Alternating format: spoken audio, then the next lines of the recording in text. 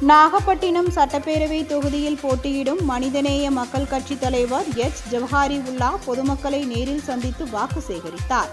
கொங்கராயநல்லூர் ஊராட்சியில் பரப்புரையை தொடங்கிய எச் ஜவஹாரிவுல்லா புத்தகரம், ஏனங்குடி, திருப்புகலூர், போலகம், பண்டாரவாடை, சேஷமலை, திருமுருகல் உள்ளிட்ட ஊராட்சிகளில் பொதுமக்களை சந்தித்து வாக்கு சேகரித்தார். முன்னதாக திருமுருகல் சந்தைப்பேட்டை பகுதியில் தாரை தப்பட்டை முழங்க, அதிர்வீட்டுகள் முழங்க குறவன்குரத்தி நடனத்துடன் வேட்பாளர்களுக்கு உற்சாக வரவேற்பு அளிக்கப்பட்டது.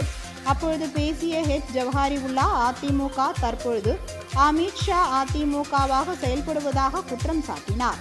மேலும் திருமருகல் ஒன்றியம் தனி வருவாய் வட்டமாக உருவாக்க நடவடிக்கை எடுக்கப்படும் எனவும், திருமுருகில் சார் பதிவாளர் அலுவலகம் அமைக்கப்படும் எனவும் வாக்குறுதிகளை வழங்கி வாக்கு சேகரித்தார்.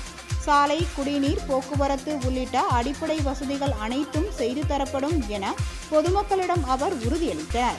திமுக கூட்டணி 200 தொகுதிகளுக்கும் மேலாக வெற்றி பெறும் என எச் ஜவஹாரிவுல்லா தெரிவித்தார்.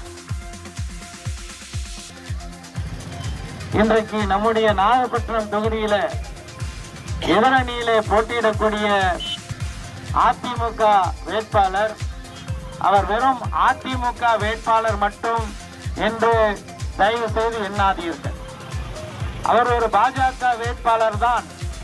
காரணம், இன்று அதிமுக என்பது பாஜகவிடம் அடகு வைக்கப்பட்ட ஒரு கட்சியாக மாறிவிட்டது. உண்மையிலேயே அது அண்ணா திராவிட முன்னேற்ற கழகம் என்பது இந்த அமித்ஷா திராவிட முன்னேற்ற கழகமாக மாறிவிட்ட ஒரு அவல நிலையில இருக்கின்றது.